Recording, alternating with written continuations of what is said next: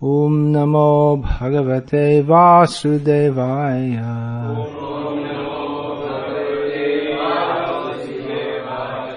Om Namo Bhagavate Vasudevaya.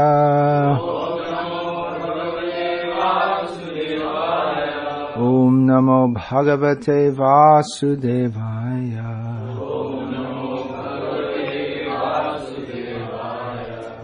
Bhagavad-gita as it is, translation and commentary by His Divine Grace A.C. Bhaktivedanta Swami Prabhupada, Chapter 7, Text 28.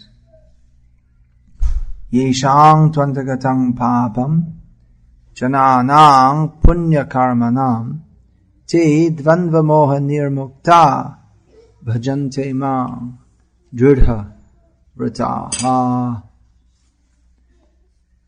Persons who have acted piously in previous lives and in this life, and whose sinful reactions are completely eradicated, are freed from the dualities of delusion, and they engage themselves in my service with determination. Purport: those eligible for elevation to the transcendental position are mentioned in this verse. For those who are sinful, atheistic, foolish, and deceitful, it is very difficult to transcend the duality of desire and hate. Only those who have passed their lives in practicing the regulative principles of religion, who have acted piously and who have conquered sinful reactions, can accept devotional service and gradually rise to the pure knowledge of the Supreme Personality of Godhead. Then gradually they can meditate in trance on the Supreme Personality of Godhead.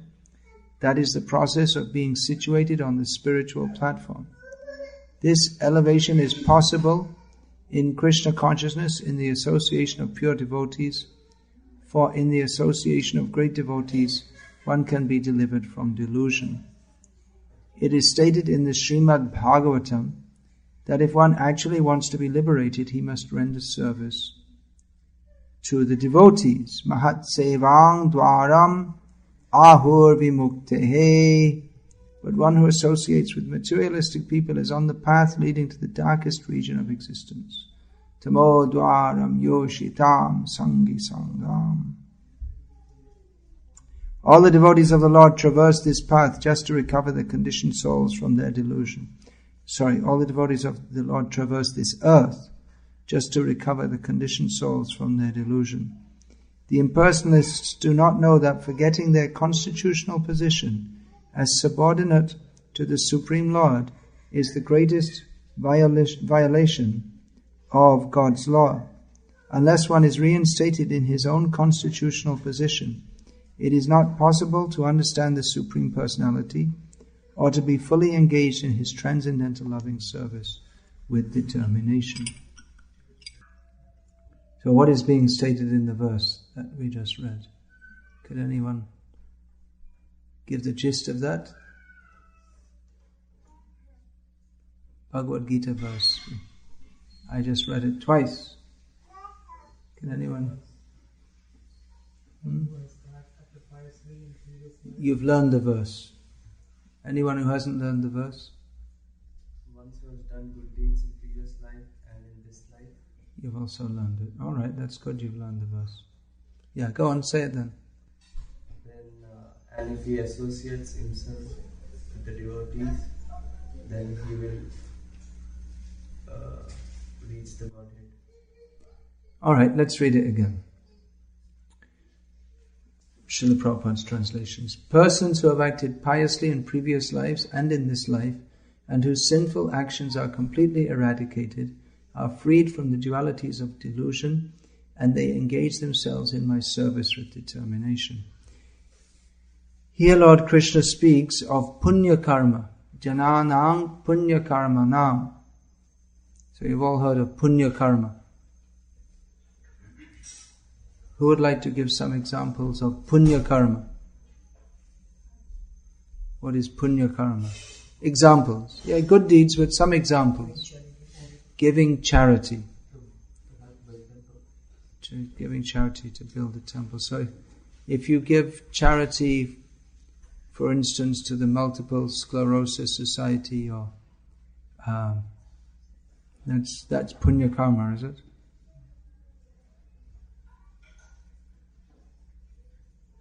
Charity for building hospitals, that will give you punya karma. Schools, so people can learn about Darwin's theory. That's not punya karma. There's much confusion about this. If you give charity to help people to get bodily health so they can go on forgetting Krishna in a healthy way rather than an unhealthy way, that's not punya karma. You become involved in their pap.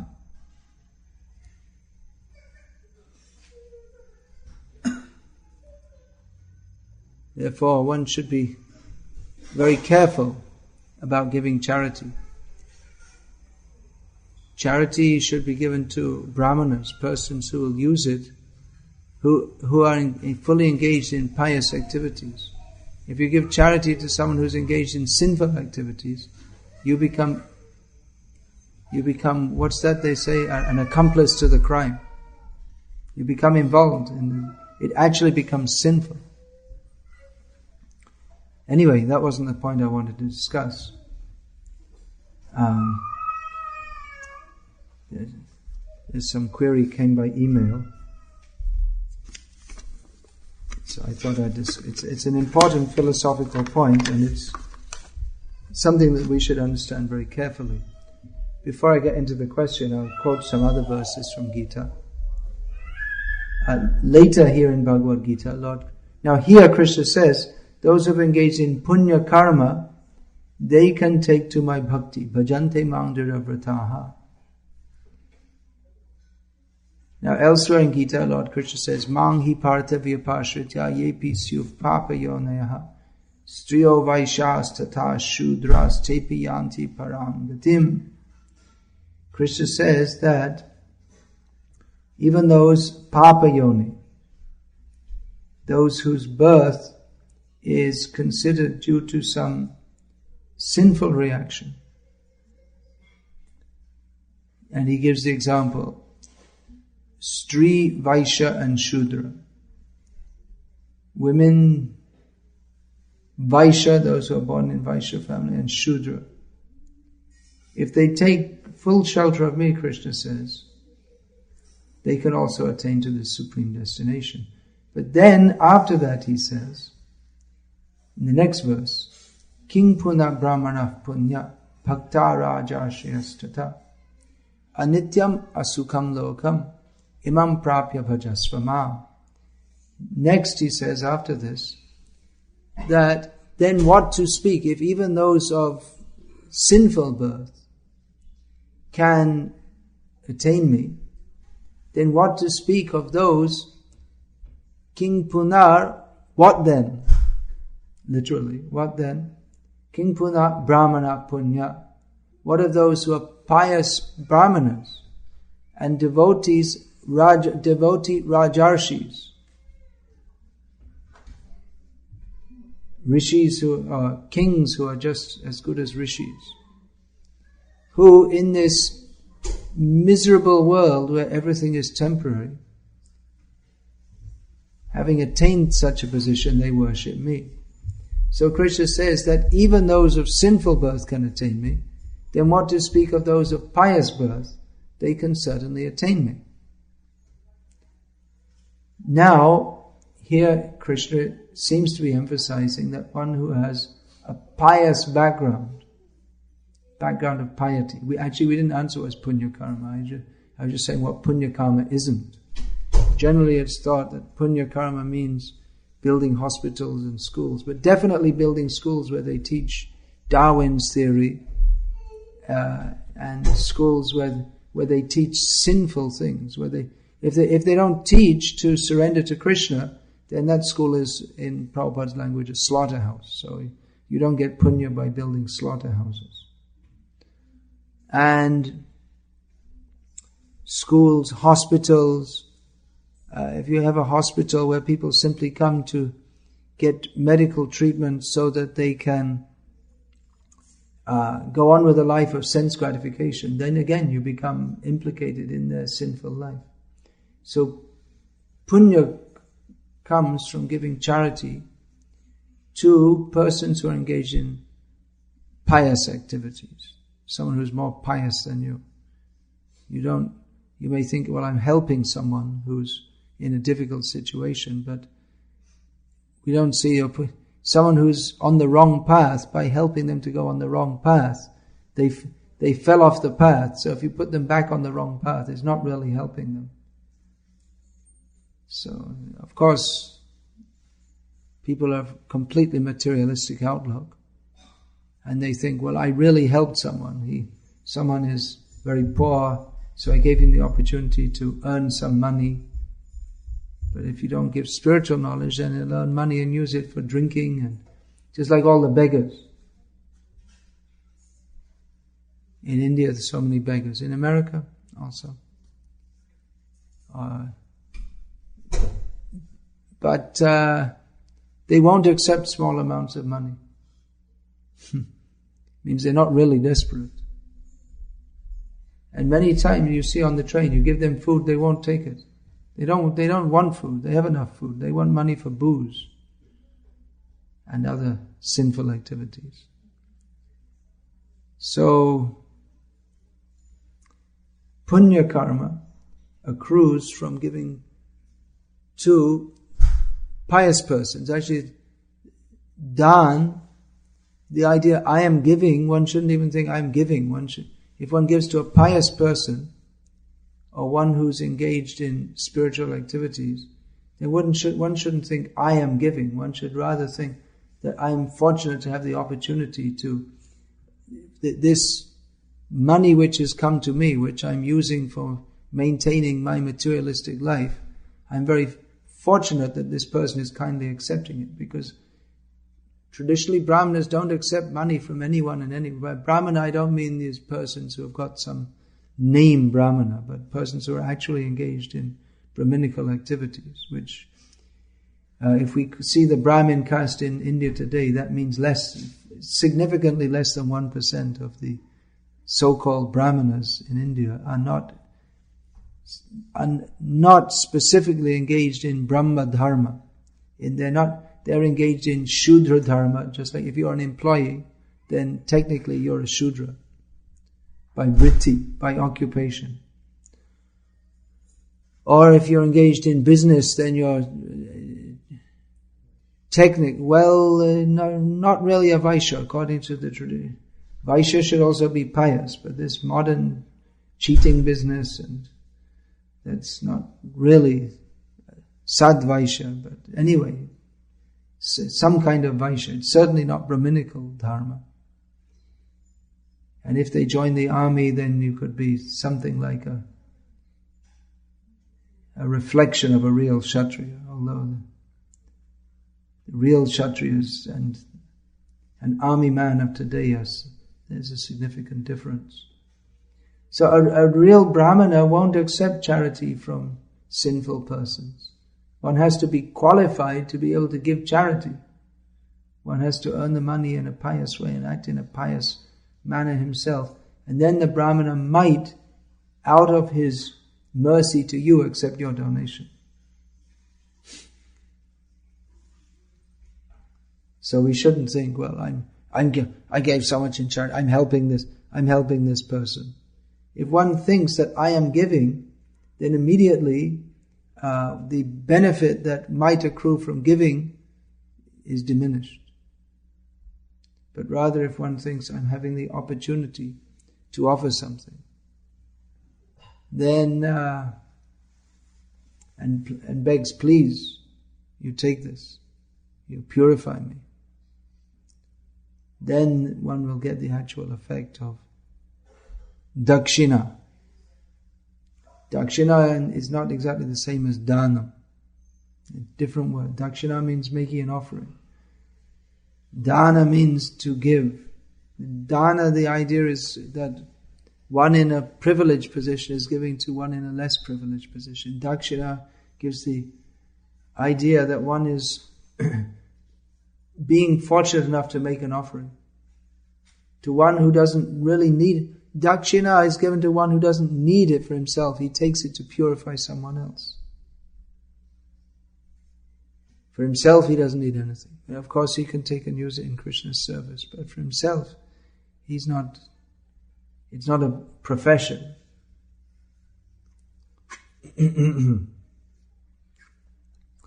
So, anyway, coming to the point of this, now Krishna says here that those who are pious, they can take to bhakti. Those who do punya karma. So, punya karma, does that lead to bhakti? It's what Krishna seems to say here. But then in a very famous verse of Rupa Goswami, he states just the opposite. Krishna bhakti rasa bhavitamati. You like to come and sit here? I'm waiting. I'm waiting for my son. I said, all right. But you can't learn from there. Knowledge goes down, not up. If you stand above, you can't understand. You have to stand under. Understanding means standing under, not standing over. So, Krishna bhakti rasa bhavita matihi kriyatam yadi kutopi labhyate tatra lolyam api mulyam ekalam janma koti sukritaya na labhyate. Rupa Goswami Prabhupada says, Krishna bhakti rasa bhavita matihi, which Prabhupada has translated as, what's the translation of this? Anyone know? Krishna consciousness. Prabhupada said, I got this term, this Krishna consciousness, this term is taken from that's a condensation of the Rupa Goswami Prabhupada's term, Krishna bhakti rasa bhavita matihi, Krishna consciousness. In Indian languages, that's translated in short as Krishna Bhavana. Antarashtriya Krishna Bhavanamrit Sangha. So Krishna Bhakti, there's Krishna consciousness. Krishna Bhakti Rasa Bhavita Matihi means Matihi, consciousness, which is Krishna Bhakti Rasa Bhavita. Consciousness that is imbued with, inspired with Krishna Bhakti Ras. Kriyatang yadi katopi labhyate. He says, if that is being sold in any place, if it's available in any place, he's giving a simile. If that can be obtained in any place. No, actually it's a metaphor. Then one should purchase it. What is the price to purchase Krishna Bhakti? Who can say? Well, Rupa Goswami says to purchase it, so. How many dollars? Yeah, eagerness, that's right. Tatra lolyam api mulyam ekalam. The only price. Mulyam ekalam, lolyam. It means not just eagerness, but intense greed. Otherwise, janma koti sukritaya na labhyate. Otherwise, in millions of births of sukriti, of pious activities, one cannot attain Krishna Bhakti. Now here Krishna says, Yeshang tvantagatang papam jananam punya karmanam tedvanva moha nirmukta bhajanti maundraja vrataha. That persons who have acted piously in previous lives and in this life, and who are free from the duality of delusion, can engage in my devotional service with great dridata, means fixity of purpose. But Rupa Goswami says, Janma koti, again speaking about previous lives, sukritaya na labhyate. Cannot be had by sukriti. So sukriti and punya gives the same connotation, doesn't it? You all know this word sukriti? Sukriti means, su means good. So kriti means action, yeah. So it gives the idea, sukarma, punya karma. Janma koti sukritaya na labhyate. Cannot be had even in millions of births. So this question came up, and there are quite a few verses quoted in this regard, supporting verses. Api chet suduracharo bhajate mam ananya bhak sadhureva samantavya samyak, what is it now, I'm forgetting, vyavasito hi saha.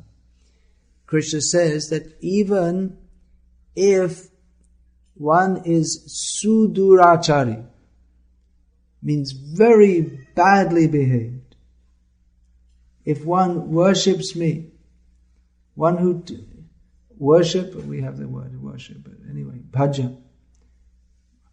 Bhajan means engaging oneself fully in Krishna's service. If one performs bhakti to Krishna with great seriousness, bhajate mam ananya bhak, sadhu, he should be considered a sadhu. Then other verse. So that means that even if one is sinful, if one takes to Krishna bhakti, one is to be considered sadhu. So Krishna says here, one who bhajate mam ananya bhak, even if one is very badly behaved, if he worships me with great ananya bhak, with one-pointed determination, he is to be considered a sadhu. So this suggests that bhakti can be taken up even by a sinful person. Of course, devotees are not sinful. So that means that one who takes to bhakti, it doesn't mean they'll go on being sinful. After this, Lord Krishna says that what is it? Kshipram hi dharmatma. That very quickly such a person, they become fully purified. So the point is that one can take to bhakti even if one is sinful, but he doesn't remain sinful. There are many such instances.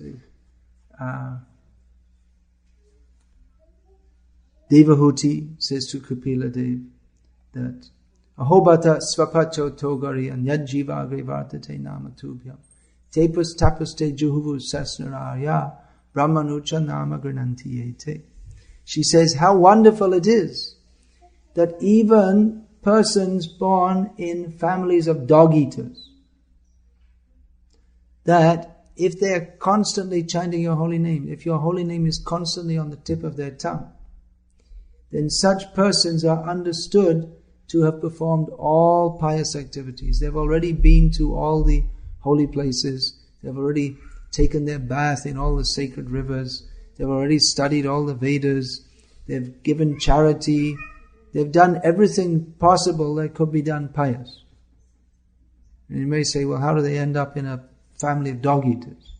But that's not to be considered, Devahuti says, because if they're chanting your holy names, even if they're from a very fallen and lowly background, they're not to be considered fallen and lowly. Dog eating is pretty low, isn't it? Cow eating is pretty bad too. Fish eating is the worst, according to Manu, because the fish eats everything. So, but that should not be seen. That should not be considered. So again, by this, it's seen that shvapacha, it's considered that one is born in a family of dog eaters due to past sinful activities. But Kapila Mata, Devahuti, she says that one, even if born in such a family, they're considered to be most pious. So it seems to be a contradiction. I'm just bringing out these verses. We'll discuss it afterwards, the apparent contradiction. What other verses do we have here? Savai pung sang paro dharmo yato bhaktir adhokshaje ahaituki apratihata yayatma suprasidati. Very famous and important verse, in which it is stated that the param dharma, or the topmost dharma for all living beings, is that by which one engages in full devotional service, that is ahaituki, that is without any cause, without any personal motive. So here it can also be understood that ahaituki means that bhakti has no material cause. It doesn't depend on karma, jnana or yoga. That is, it's also stated in the Sri Chaitanya Charitamrita. Krishna bhakti hoy abhideya pradhan, bhakti mukha nirikok, karma, yoga, jnana. That for attaining Krishna, the process is devotional service. Bhakti. Bhaktyamam avijanati, Krishna says in Bhagavad-gita. I can be known by bhakti. He never says karma mam avijanati, jnana mam avijanati, yoga mam avijanati. He says only by bhakti. There are many such statements. Lord Krishna says to Uddhava, what is that? Nasankyam dharma mudhu, nasadhyati mam yogo. Nasadhyati mam yogo. I'm not remembering exactly now. But he says to Uddhava, yata bhakti mamajita, that processes such as yoga, dharma, yajna, they do not please me in the same way that bhakti does. So bhakti, how does bhakti come about? Bhaktya sanjataya bhaktya. Bhakti comes about from bhakti. Bhakti is completely transcendental to the modes of nature. Mang chiyovya vicharena bhakti yogena sevate sagunan samatitaitan brahma bhuyaya kalpate. One who transcends the three modes of material nature is established in devotional service. So one who is within the three modes of material nature, those modes, they cannot give rise to bhakti. Rather, the modes of material nature bind one in material life. So punya karma, that may be considered part of sattva gun at best. Many times in rajagun. It depends on one's motive. If one is desirous to go to Swarga, and that's one kind of punya. By punya one can go to Swarga. Tetang bhuktva Swarga lokang vishalang shine punye martya lokang vishanti. By punya one goes to Swarga loka. And when the punya is finished, one falls down again. So going to Swarga and bhakti are quite different things. Going to Swarga, or the attempt or the desire to do so, that is within the realm of karma. Punya karma. So, alright, there are many other shastric pramans also. But how is this to be understood? Krishna says those who have acted piously in punya karma, they can take to my devotion, they can take to bhakti. And king pura brahmana punya, he says, those who are pious brahmanas and bhakta raja shayastata and devotees. Anityam asukam lokam imam prapya bhajasvamam. Having attained this situation, they worship me.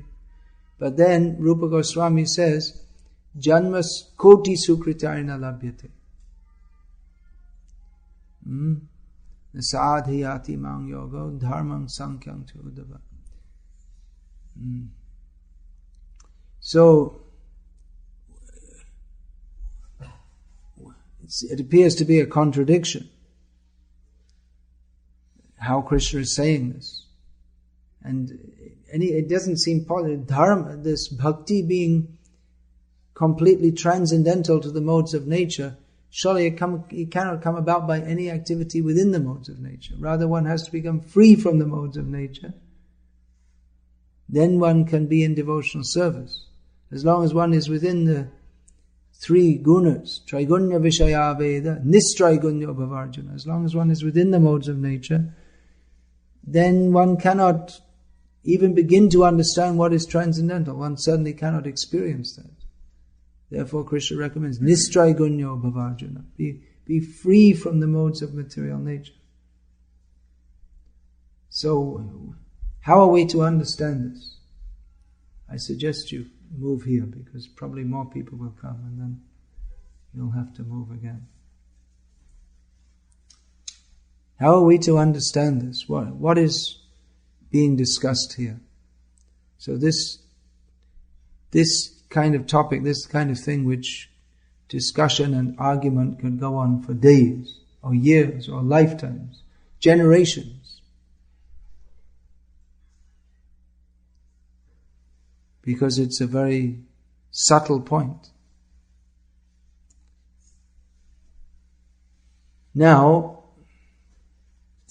it would appear that just by your all being here, that there is a certain kind of punya that brings one to bhakti. Because we don't see anyone who's not of Indian background here. You're all born in India? Anyone not born in India here apart from this fallen Mlecha Yavana who's speaking to you all? Now you're all born in India. So we find that people from India, they tend to be more interested or more attracted to Krishna Bhakti than those who are not. Especially those who are born in Hindu families. So it appears to be a more pious birth. The birth seems to have something to do with it, doesn't it? So that's due to some punya. Of course, one could also say it's also due to some punya karma that Bill Gates is Bill Gates. Because he had sufficient intelligence and luck, you could say. Luck means daiva. The dice fell his way.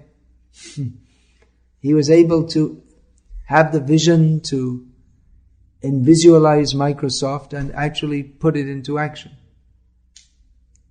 So he must have some punya karma behind him to do so.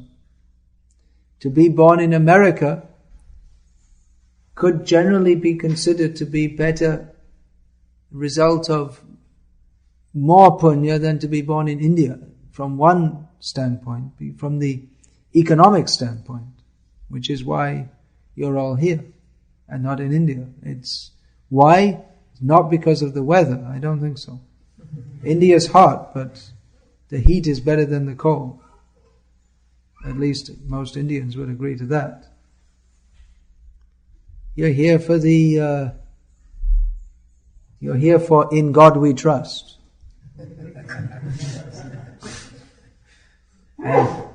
Or rather those pieces of paper on which In God We Trust is written. Of course nowadays money is little plastic cards which you put in a machine and then...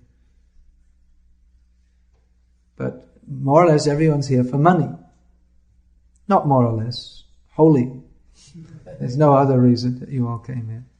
Of course some came for marriage, but because they were married to someone who's... But that's why people come. So it would appear that in some ways Americans are more pious than Indians. Because punya karma leads to Janma, Aishvarya, Shruta and Shri. birth in a high family. What does that mean? Generally that means birth in a Brahmana family or Kshatriya family, but what's the value of being born in a Brahmana family nowadays if you have to carry dead bodies or clean toilets or whatever to make a living? Now the tables are turned, and especially in Tamil Nadu, practically Brahmana is backward class. There's no facilities. You can't get a job, and if you're lucky if you can carry some dead bodies. There are. In Tamil Nadu, they can't get jobs because the odds are stacked against them. So it would appear that birth in America is better, isn't it? It's economically better than to be born in an average Brahmin family in India, or any family in India. Because Janma Aishvarya, wealth, there's more wealth here. And education means education in Vedic knowledge, but nowadays education means people, that's what you're saying, you're thinking punya means to build schools, but education is fully focused, or largely focused on how to become a technical Shudra. All this, it's not a joke, I'm not saying it to insult you, it's just, if we speak from the Vedic perspective, all this technical matters, it's work of Shudras, that's all. To be a computer engineer or any engineer, it's the work of a Shudra. It's not the work of a Brahmana. It may require intelligence, but technical work is that of a Shudra. So modern education is aimed at, it's technical knowledge. There's no higher education. What are the values of life? There's value-oriented education is practically zero. It's not there. The main thing is how to get a degree so you can earn money. So from that perspective, again, the general opportunity seems to be better there in America.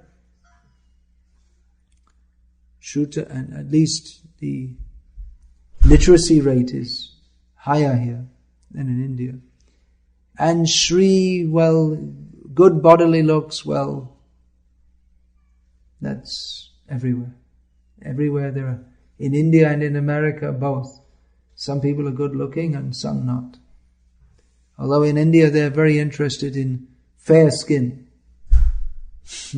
So here the people are fairer than any amount of Fair and Lovely cream can do for an Indian. Now they have Fair and Lovely cream for men too.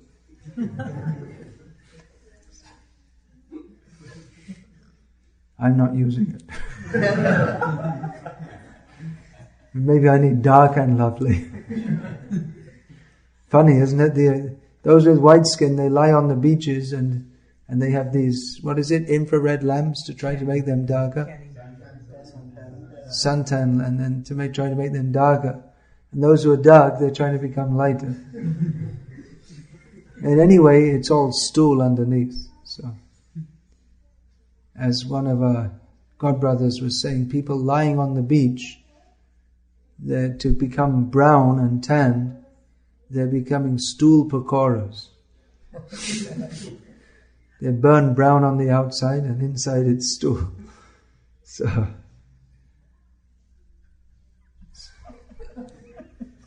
interesting observation.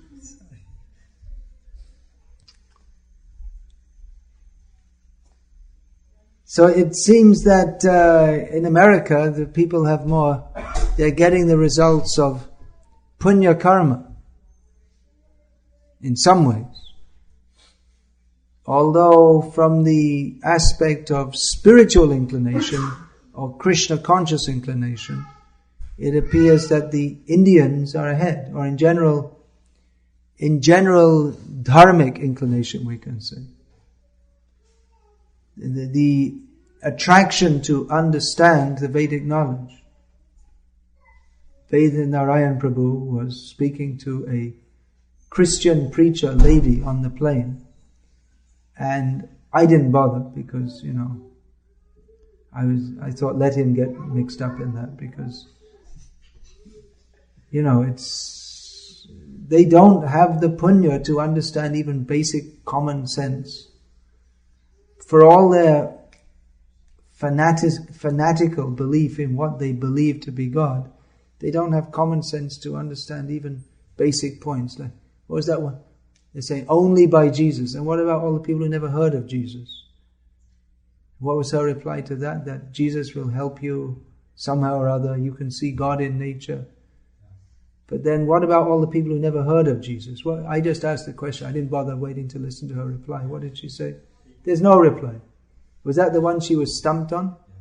And she was looking in her book trying to find an answer.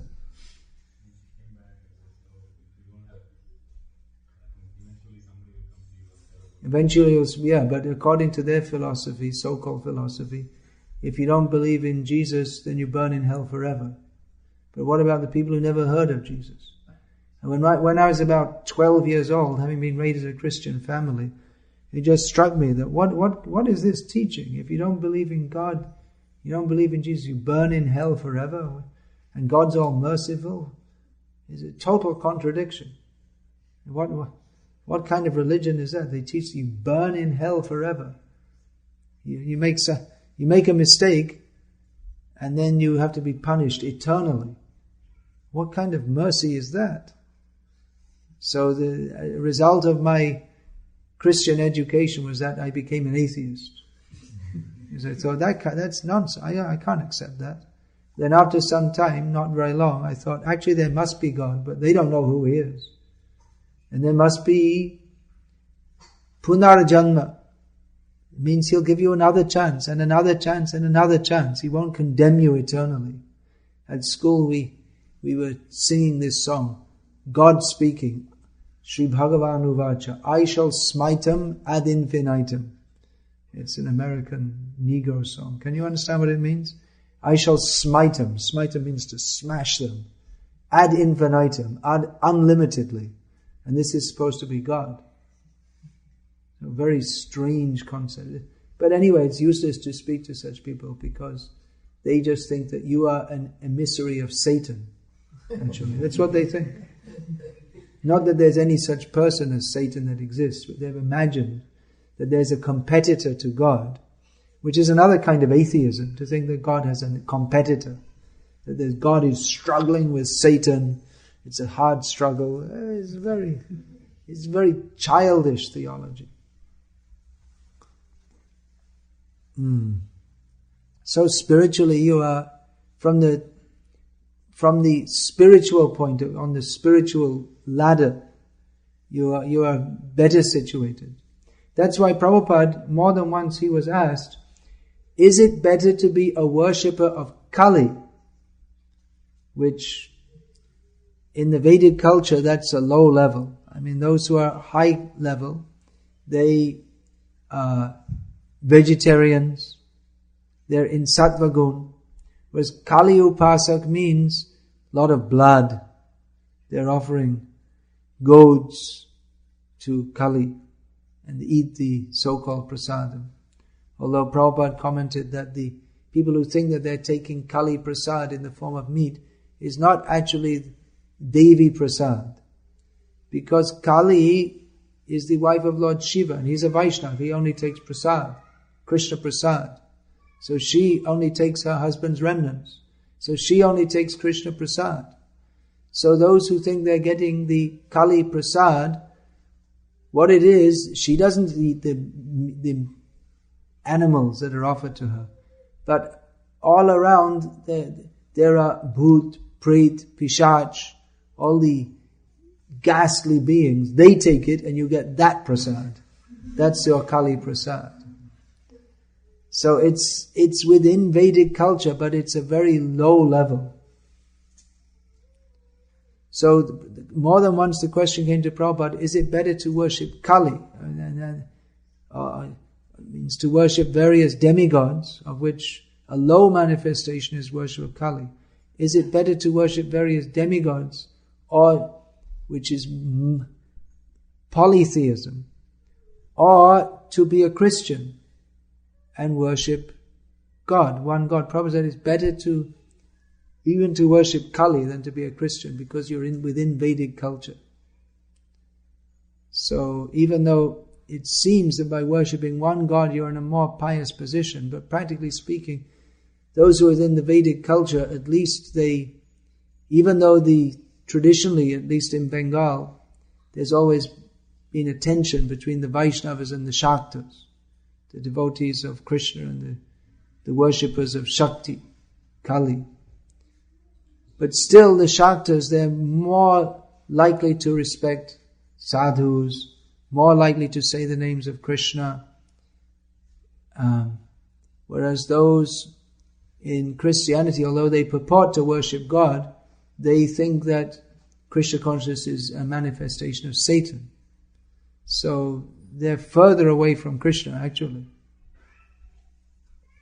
And we can't, those who with this fanaticism reject Krishna consciousness and think it's all something to do with Satan, which they have this imagined Satan, then in the name of God they're actually blaspheming Him. They don't know who He is. And when presented with it, they reject that.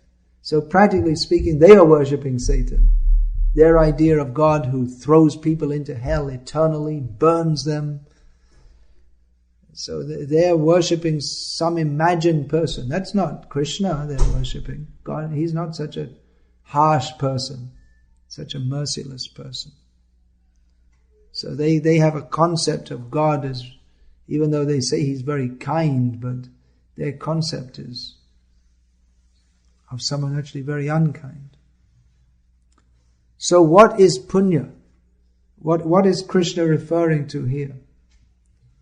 Now punya, obviously then that comes just from this example, we can see this comes on different levels. One can get punya, it's a kind of punya, actually the full term should be punya karma phal. The result of pious activities. One is born in America, especially if one is born in a well-to-do, or you could say even a middle-class family in America. That is a kind of what we call good karma. One has good economic opportunities. It's considered a good situation. That's why we find so many people are emigrating from all over the world, even now to America. We don't find many people emigrating from America to India. Those who do so for the spiritual opportunities that India offers. There are not, of course, there are not so many like that. There are some. I'm practically an emigrant, more or less, from Britain. I more or less live in India. But there aren't many. But on the other hand,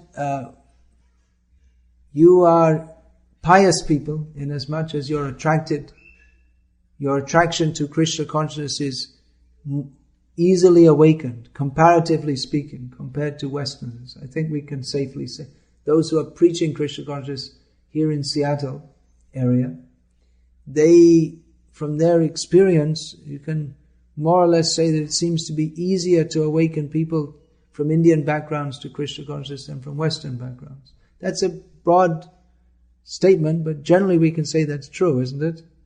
And we see that everywhere, in Canada and America and in Britain, that people from Indian backgrounds, specifically from Hindu backgrounds, are naturally inclined to take to Krishna consciousness at some level.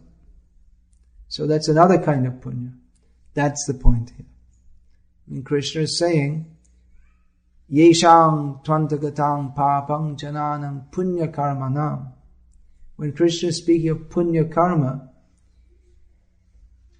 that leads one to bhakti, that specifically, here the punya doesn't mean punya executed for material rewards.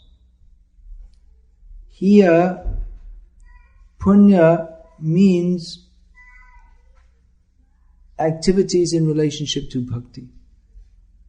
one who has performed bhakti in previous lives, they are going to take to bhakti in the next life. If one has taken up bhakti seriously, but has not completed the course, then Shuchinang Srimatam Gehe Yoga Brashto Vijayati.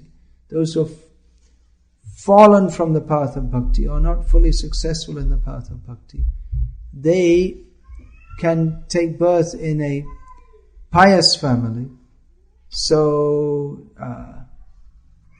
they can continue their course of bhakti. Krishna describes there in the 6th chapter of Bhagavad-gita, Taptratang buddhi yogam labante paurvadehikam, that persons who in such a situation, in a pious family, then again they come in contact with Krishna consciousness and they naturally revive the consciousness of their previous lives. That tendency naturally awakens. They come in contact with it and they take it up. Of course, we see some people from Western countries also. They also take up bhakti very easily. So Prabhupada was asked about this. Prabhupada, he several times said about his disciples that you were all devotees in your previous lives and you've taken birth in the Western countries to help me spread Chaitanya Mahaprabhu's mission. And devotee asked Prabhupada, well, how can that be, Prabhupada? Because we're engaged in so many sinful activities. How could it be that we're pious from previous lives?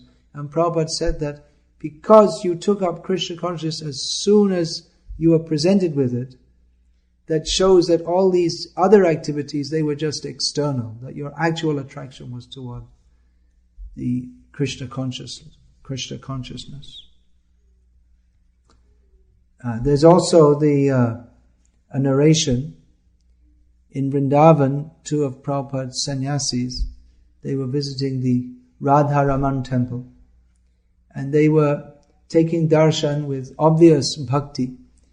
And the pujari, seeing this, he congratulated them and said, oh, you have such nice devotion for Sri Radharaman. So he said, as a result of this devotion, giving his blessing, he said that in your next life, you can be born in India and you can worship the deity like me, like this. So they went back to Krishna Balaram temple, where Prabhupada was staying, and narrated this to him, this incident. And Prabhupada said, you should go back to him and tell him that as a result of your pious activities in worshipping the deity, you will be fortunate enough in your next life to take birth in the Western countries and preach Krishna consciousness all over the world.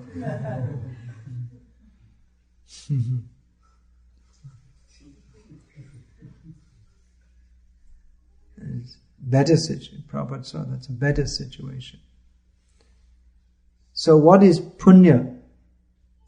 Well, actually all terms, many of these terms used in Shastra, they can be understood on various levels, just like dharma. What is dharma? That's a big question. Many people, but ultimately dharma means the atma vritti, the propensity of the soul. Therefore Bhaktivinoda Thakur wrote his book Jaiva Dharma, comparing various religious systems with Krishna consciousness. That the dharma of the jiva, just like the dharma or the swabhav. Swabhav means nature, vritti means propensity.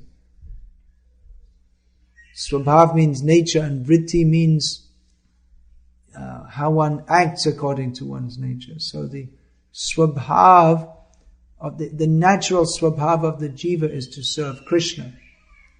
So like that we could say that the dharma of sugar is to be sweet. If sugar is not sweet, it's not sugar. It's probably salt. Sometimes in a hurry that mistake is made. You make beautiful laddu or rasgulla. It looks looks very nice. Okay, give me 5. Don't give me 1. Give me 5. And gobble it up and made with salt instead of sugar. So sugar must be sweet. Of course, it may be that if we have jaundice, we taste it as bitter. But it doesn't mean that the sugar has changed, but that our ability to appreciate it has changed. But to have jaundice is not natural. When we come to our natural position, then again we taste sugar as sweet. Or chili. If chili doesn't burn, if it's not hot, then it's not chili. Chili it's put in the sambar and rasam and all these things. It's not put there to make it cool. That you have buttermilk at the end, or whichever order you take it in. First you burn and then you cool down. Of course they put chili in the buttermilk also. So some people like to burn. But chili is hot, must be hot. So dharma, actual dharma, means the dharma of the jiva in the same way. The inseparable defining characteristic of the jiva. Just like the inseparable defining characteristic of sugar is sweetness.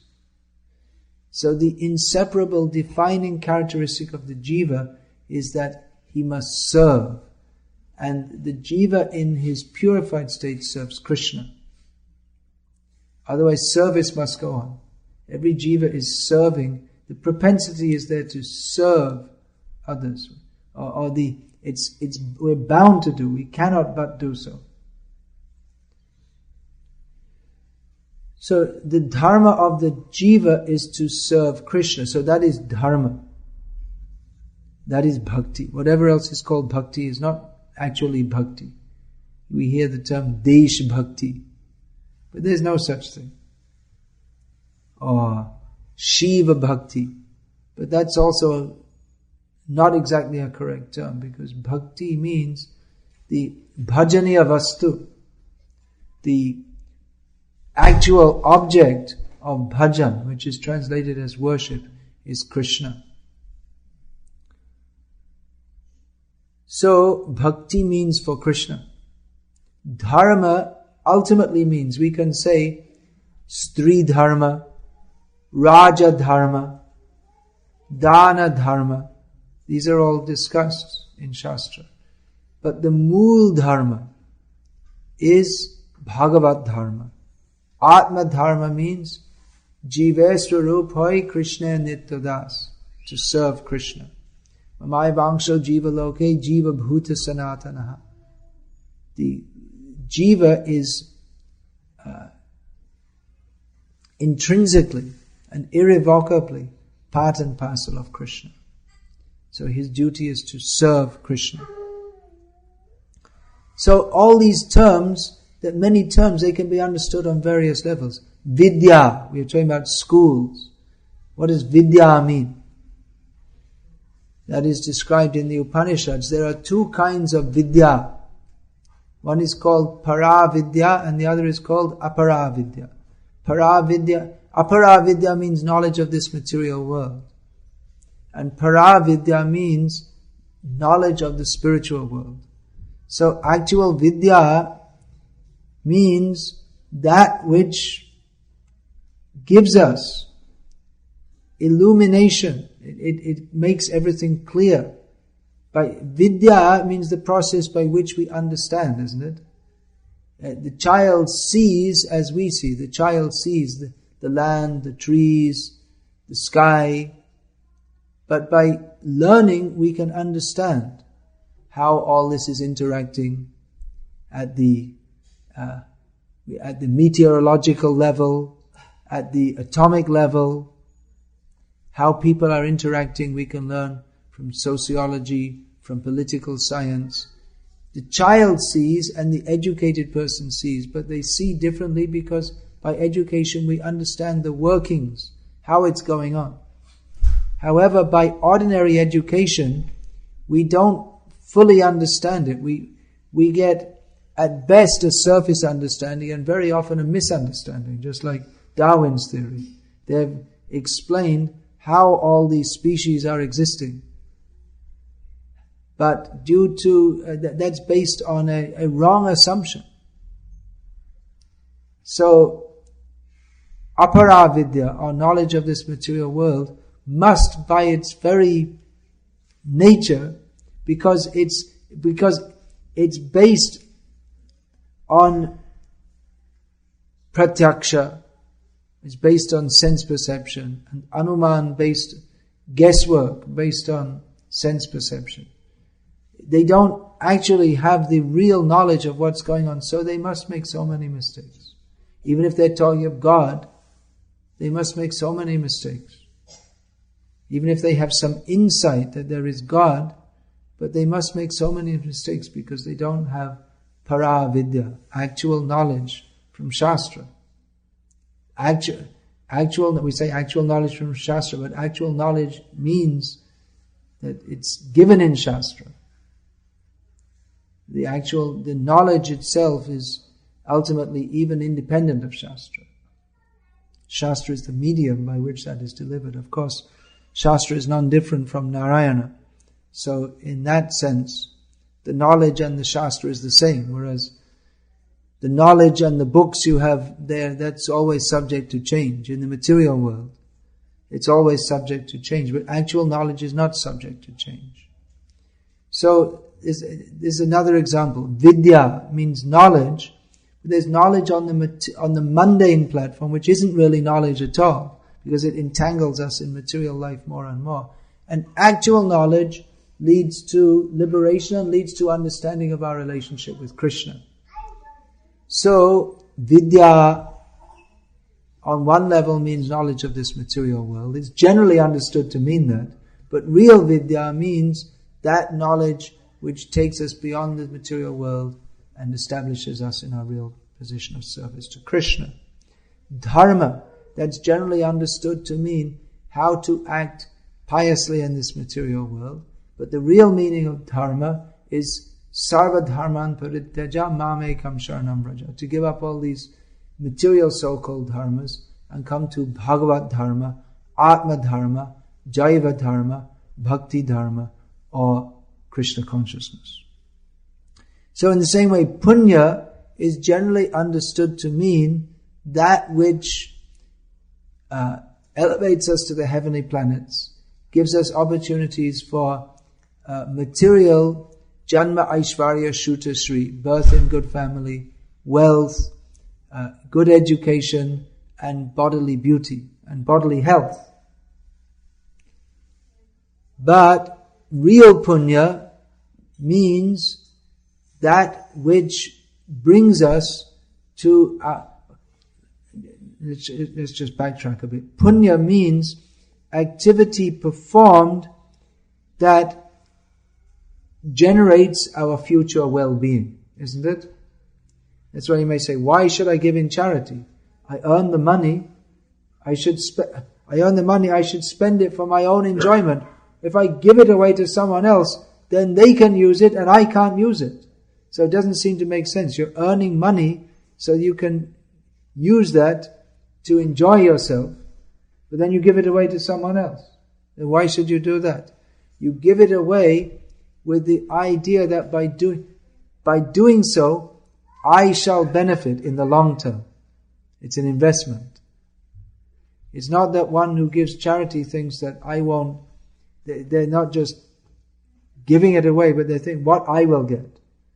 So you will either get future opportunities for material enjoyment, or many times people give charity, they become philanthropists with the feeling that they want to feel good and doing something good for others and to become famous as philanthropists.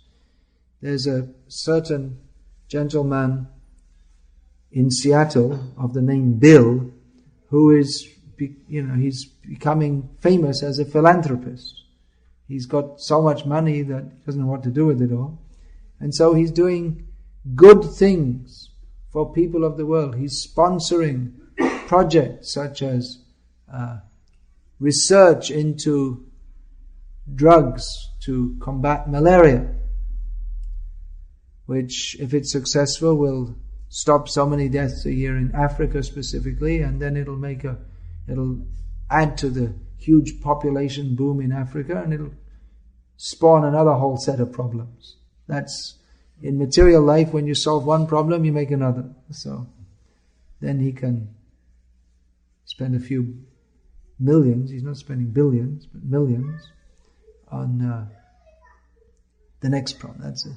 You're always trying to solve problems in the material world, but there's no end. Even if you eradicate malaria, there's still hundreds and thousands of problems. You can go around trying to solve them all one at a time, but in the meantime, another problem will catch up with you, which is called death. It comes to everyone. So, why should you give charity? Because the idea, it's like an investment. I get some benefit from doing so. Have to run?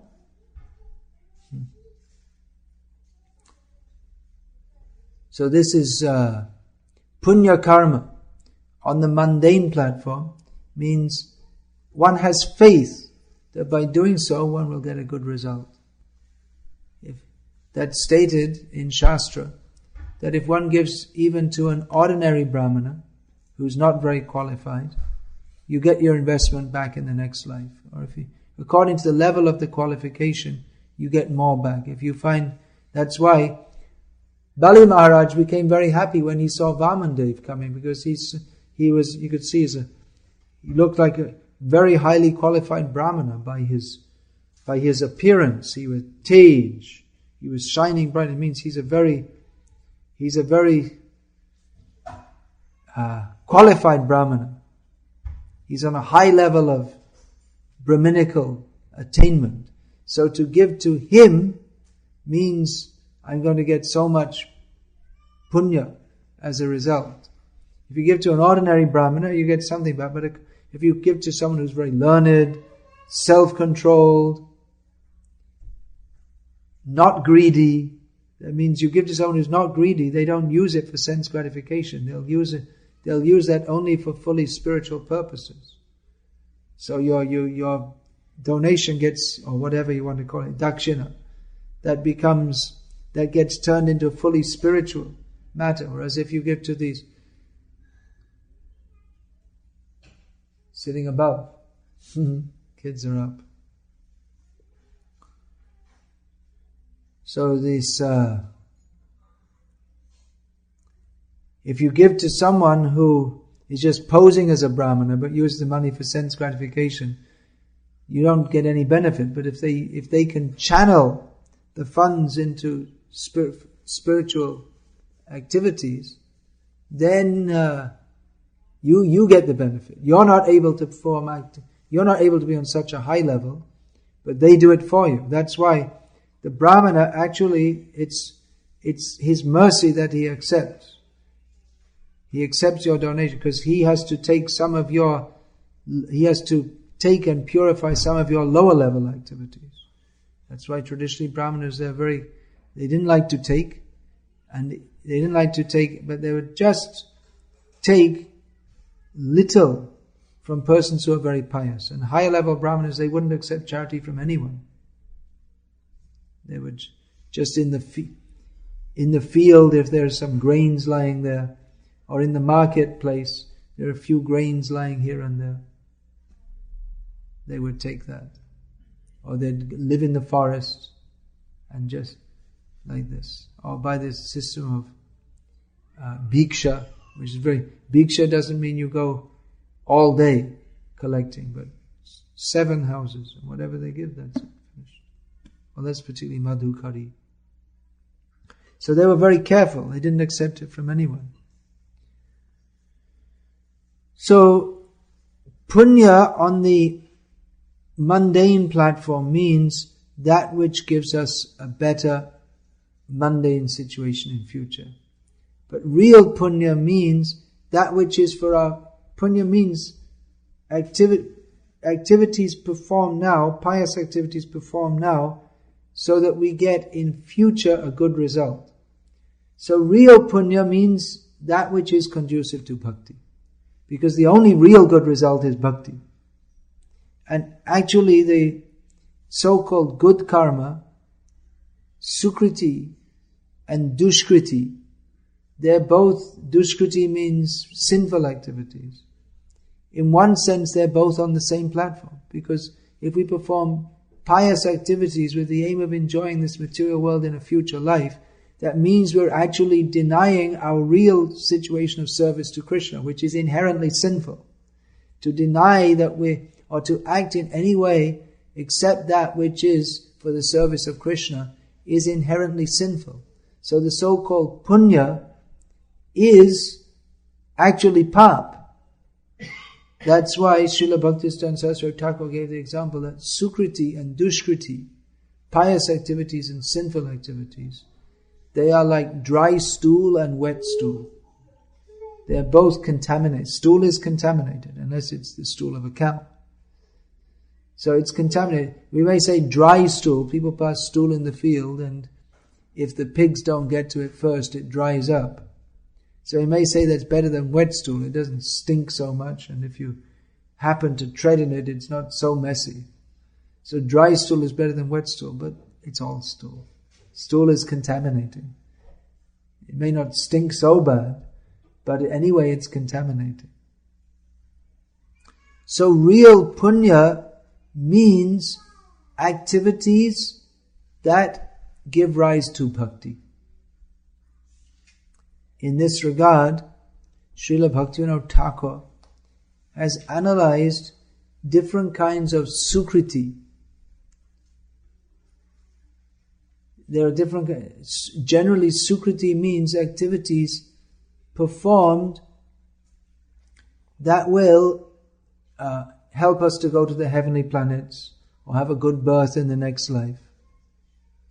So that's called bhukti-unmukhi sukriti. Pious activities that are performed with the aim of enjoying the material world in future. But even then in a pious way. Such persons are pious. They don't aim to become rock and roll stars or gross meat eaters. But they want to remain pious and good and enjoy this material world. So that means like the devas in Swarga, or many people in India like that. They're pious, they want to be good, and they want to enjoy this material world, but not in a grossly sinful way. But that doesn't mean that it's the same as being surrendered to Krishna. Often we see people there from a good, pious family, as good as there can be in this modern age.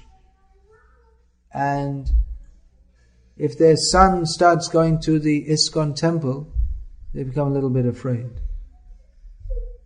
Because they don't mind, they say it's good if he goes to the temple, but if they go there, it's too much. And they say, yes, you do bhakti, but not too much. Going to the temple is good, but once a month or once a week maximum. Why so much? So you can see that that kind of punya, it's not really punya in the intrinsic sense of the term. They don't really want to please Krishna. They're going to the temple, but it's what can I get from Krishna. It's not how I can serve Krishna. And if they're going to the temple and praying, Govinda, Govinda, Govinda.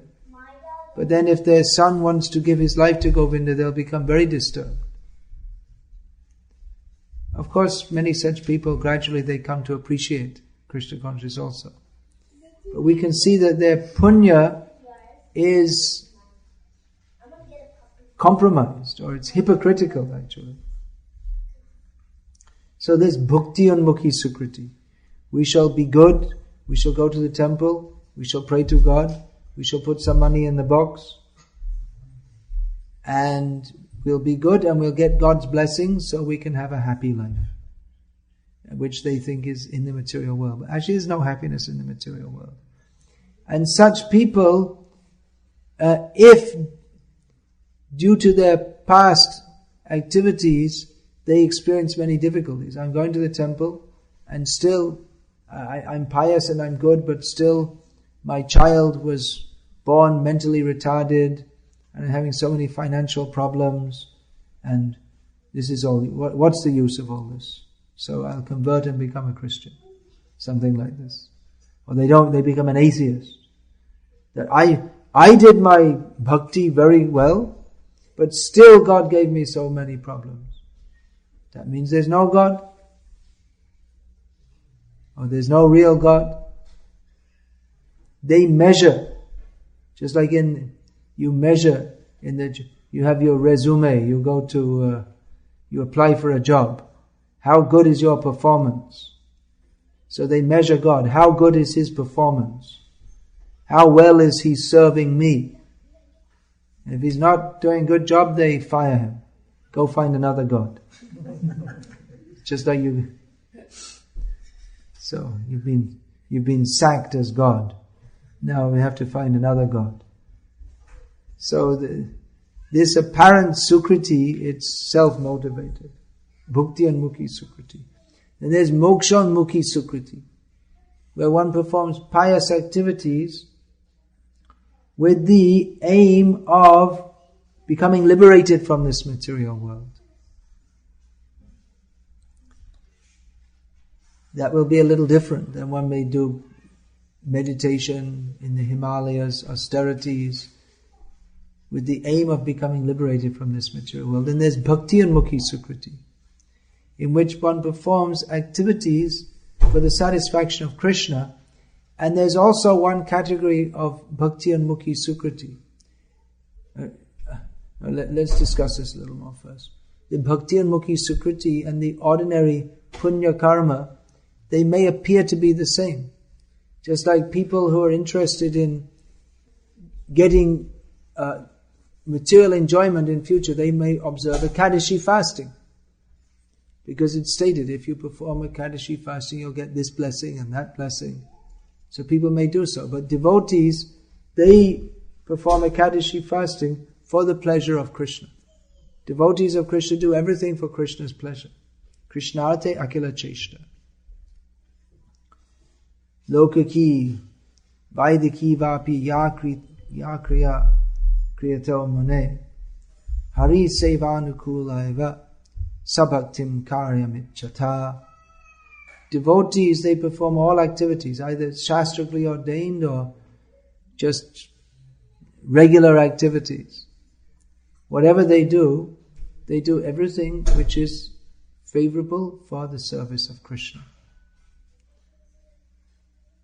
So many of the activities of those who perform punya karma and those of the devotees are the same. Rising early in the morning, taking bath early in the morning. These are pious activities.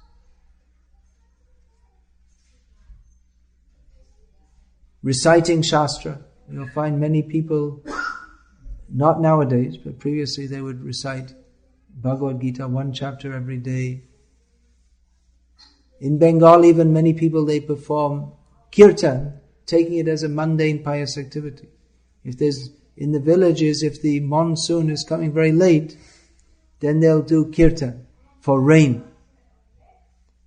But not for Krishna's pleasure. But that you send this is something good we're doing in praise of you, now send the rain. We're suffering so much in the heat, we don't have any water, send the rain. So, but devotees perform kirtan solely for Krishna's pleasure. So that's the difference. Now there's another kind of bhakti unmukhi sukriti, which is agyata sukriti, which means that even without one's knowing, one performs activities which are conducive to one's taking up bhakti or becoming advanced in bhakti. If somehow or other a dog, a jiva in the body of a dog takes mahaprasad, then they take it something to eat, some food. You throw some chapati and they gobble it up. They wag their tail. They're very happy to get. So they have no idea that this is worshipable, prasadam. They don't have any concept. For them it's food. But they get the benefit of honoring prasad. So at least they'll get a human life in the next birth with some attraction to Krishna, at least in the form of prasada. So they made tremendous progress just by that. Or one may give to a sadhu some dakshina, thinking, is a sadhu. They have no idea of his spiritual position, but they think it's pious for me to do so. So sadhu means devotee. Devotee takes the money and uses to print books, Bhagavad-gita as it is. So people think, I'm giving to a sadhu and I'll get punya karma. They think their motive is for material enjoyment, but they get the result of at least an increment of advancement in bhakti. Now if one gives to a devotee for printing books for Krishna only out of the motive that let us please Krishna by doing so, one gets more benefit than if one gives with the idea I'll get material enjoyment by doing so. But nevertheless, by giving to a devotee which is used for propagating bhakti dharma, one gets the benefit, at least the beginning benefit of serving Krishna, by which one becomes inclined to take to Krishna consciousness. Why some people are more inclined to take to Krishna consciousness and others less so? Because those who perform pious activities in relationship to bhakti, that a purification of heart takes place. An initial attraction to Krishna becomes possible by those who have had contact with bhakti. Therefore, Prabhupada writes in the purport, all the devotees of the Lord traverse this earth just to recover the conditioned souls from their delusion. Devotees move in this world just to give people the opportunity to come in contact with bhakti. Those who are more eager to take up bhakti, they'll receive direction from the devotees on how to do so. But even those who are far away from bhakti, they are given an opportunity to interact with devotees, to hear from them, and somehow or other, if they serve a devotee, their bhakti dharma begins. There's a well-known incident when Prabhupada was at his first temple, at 26 2nd Avenue in New York City. Who's been there? Yeah, that's a holy place. We like to visit Vrindavan, Mayapur, Puri. But that's a holy place. It's a very special holy place, 26 2nd Avenue. Prabhupada was there with no initiated disciples. There were, at that time, some hippies were coming. So Prabhupada was lecturing. You can hear, it's recorded. Prabhupada was recording. He himself was recording. No one asked him to record, but he thought, let me record. In future people will hear. That time no one had the sense to record. So Prabhupada recorded for himself. He didn't have much money, but he bought a tape recorder to record his lectures. So what happened was, a drunkard came in. And he makes some noise, as drunkards are wont to do. And he had brought some rolls of toilet paper and he put them down and went out. He's out of his mind. He doesn't know what he's doing. Now Prabhupada has no use of toilet paper because civilized people, Prabhupada in one of his early letters back to India, he wrote that the people here, they use toilet paper. He gave it as an example of how uncultured people are, that they wipe their backside after passing stool, and then they pull their pants up and walk out. And there's no question of taking bath or any such thing. So it's horribly uncultured. How Prabhupada could tolerate that, because he could not tolerate that people were living like that. So he wanted to purify them by giving them Krishna consciousness.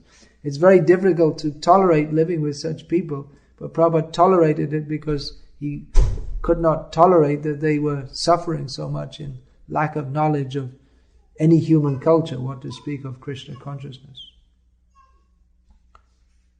So, Prabhupada, he had no use for toilet paper. But he commented, he has begun his bhakti. The man's in drunkard. He doesn't know what he's doing. But somehow he shuffled into the storefront temple and put down 2 rolls of toilet paper. He made an offering, a donation. So Prabhupada very kindly accepted that and acknowledged that. And therefore, that jiva in such a fallen, suffering, deluded condition of an alcoholic, not just an alcoholic, but a bum in the street, Prabhupada accepted. Yes, now he can make some advancement. So devotees move in this world to give people the opportunity to make advancement. And actually those who are pious enough to be born in an elevated culture, which more or less means Indian culture and to a lesser extent other, just like in Thailand you can find that people respect sadhus, but then it's well, there's something. If devotees go there, at least they're superficially respected. So, by doing so, by offering respect to sadhus, by taking prasad from them, people, they become pious, they become inclined to bhakti.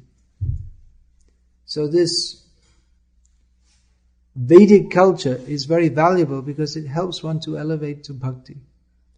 Especially if one gets the association of devotees. Devotees move in this world to give the opportunity to others to take their association. People are, part of being pious is to offer respect to devotees. But if you offer respect to offer respect to sadhus and sannyasis and brahmanas.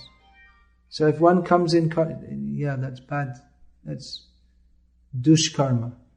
Playing your, what's that called, cell phone. Please turn it off. Otherwise you lose your pious activities.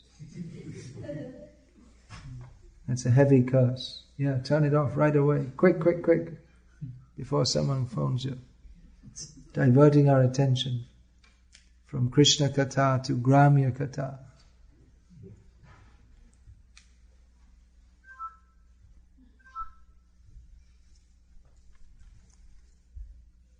So punya, here, ordinary punya, that also becomes the platform by which one can come to real punya or bhakti and mukhi sukriti. Devotees give that opportunity. Pure devotees, they give the opportunity to make pious persons, materially pious persons, into spiritually pious persons. That's why one in Vedic culture, even if they're worshipping different demigods, they're on a better platform than those who practice professed monotheism, but who are outside the Vedic culture.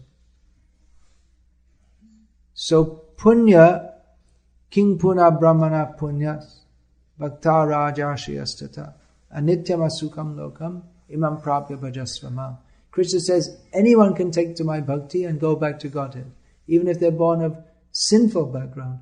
But then if one is from a pious background, and he gives the example of brahmanas, person born in Brahmin family, Kshatriya family, bhakta rajashyastata. Specifically, if they're devotees, then they can very easily take to Krishna consciousness. So actually that pious background, if one takes to Krishna consciousness, that becomes a good asset. Because one has, Brahmana means he has Vedic knowledge, so he can use that for preaching Krishna consciousness. But it can also be a distraction. One can think, well, I'm a very high class Brahmana, I'm better than others. So it depends very much on attitude also. Dinere adhik daya kare Bhagavan, Pandit kulin dhani baro abhiman. Chaitanya Mahaprabhu says that Bhagavan is more inclined to those who are of apparently bad or lower birth, because those who are kuleen, high-born, those who are very learned, and those who are very wealthy, they generally tend to be very puffed up and proud also. So, when I was asking what is the price to become Krishna conscious, someone offered humility. Yes, humility,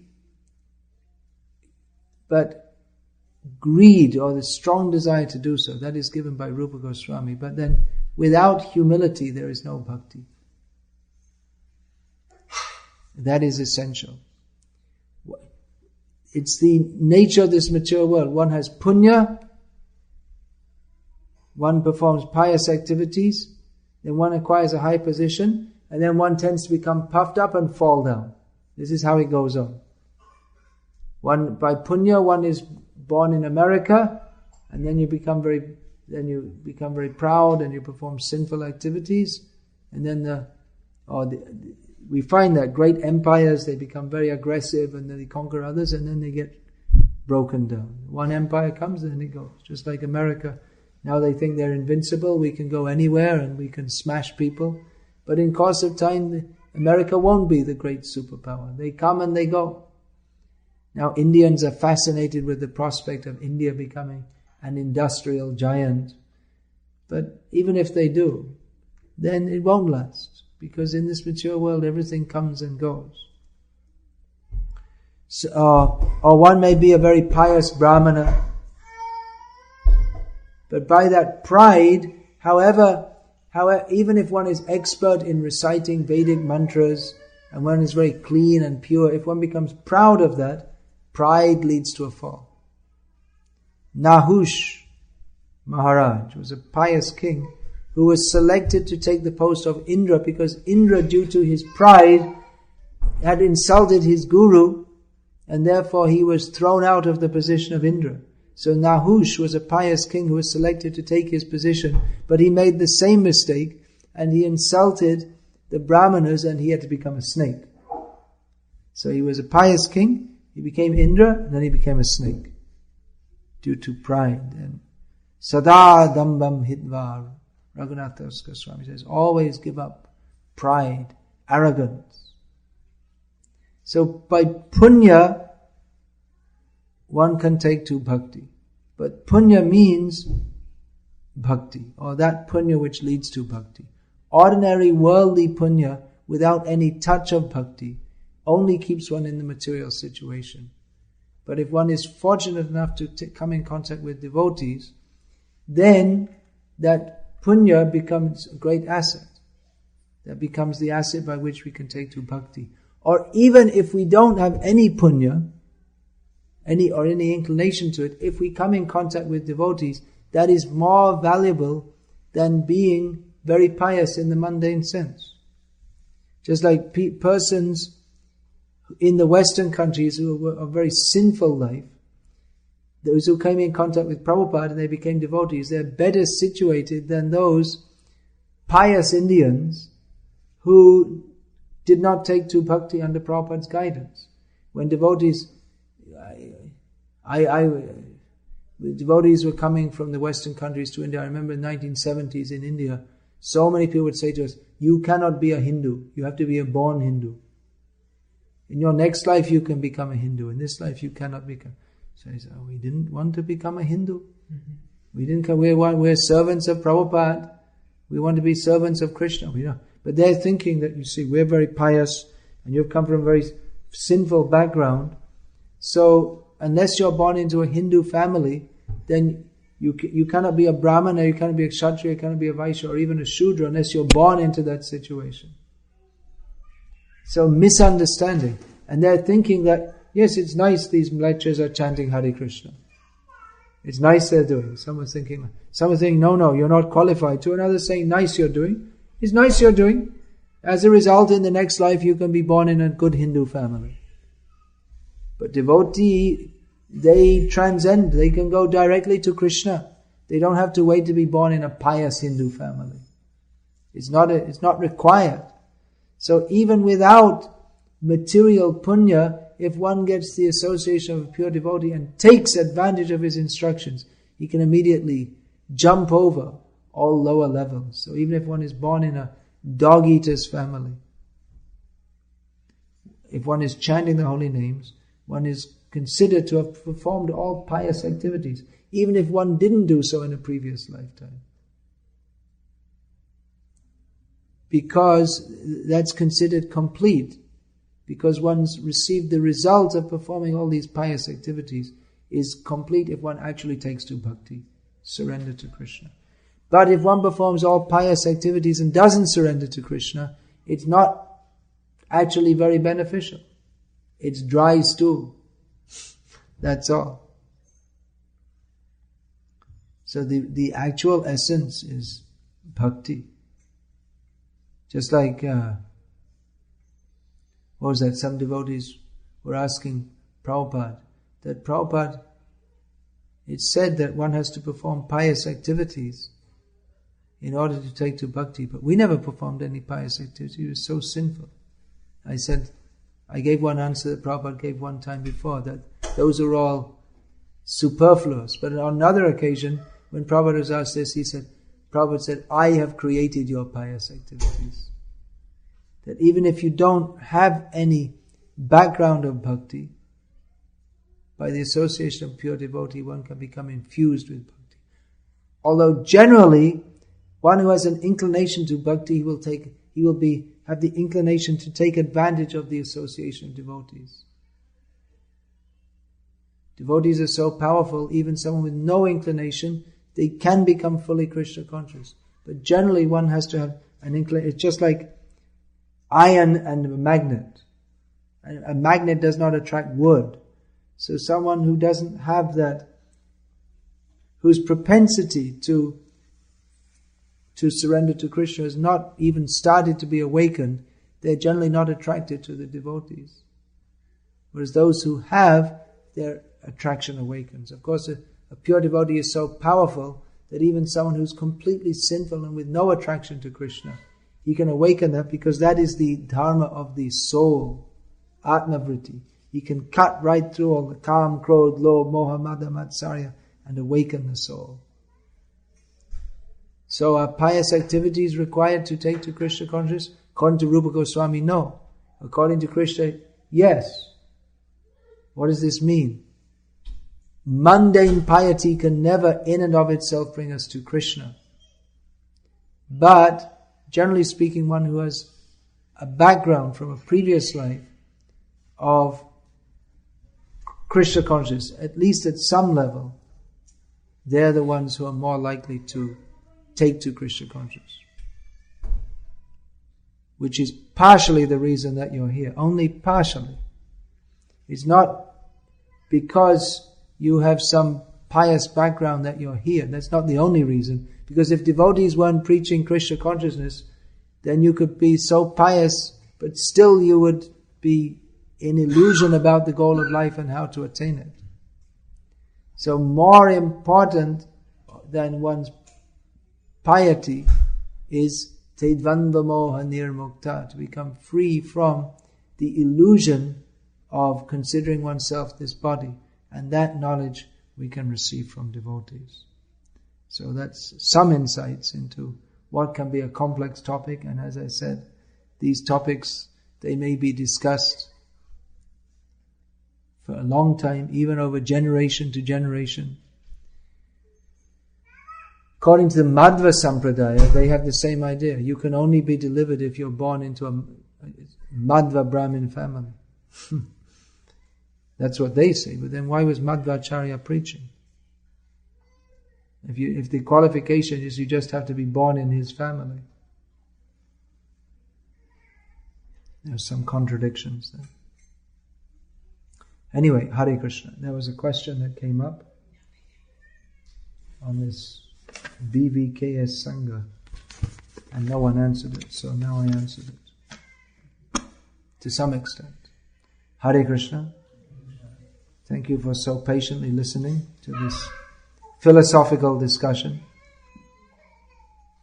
It requires some kind of piety to have an inclination to listen to such things.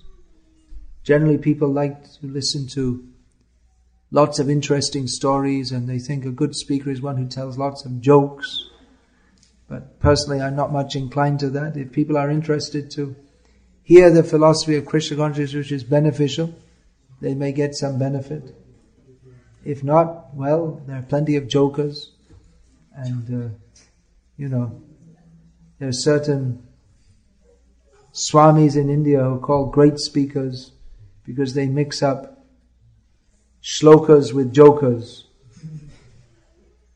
A shlok and a joke. But Krishna consciousness is not a joke. It's not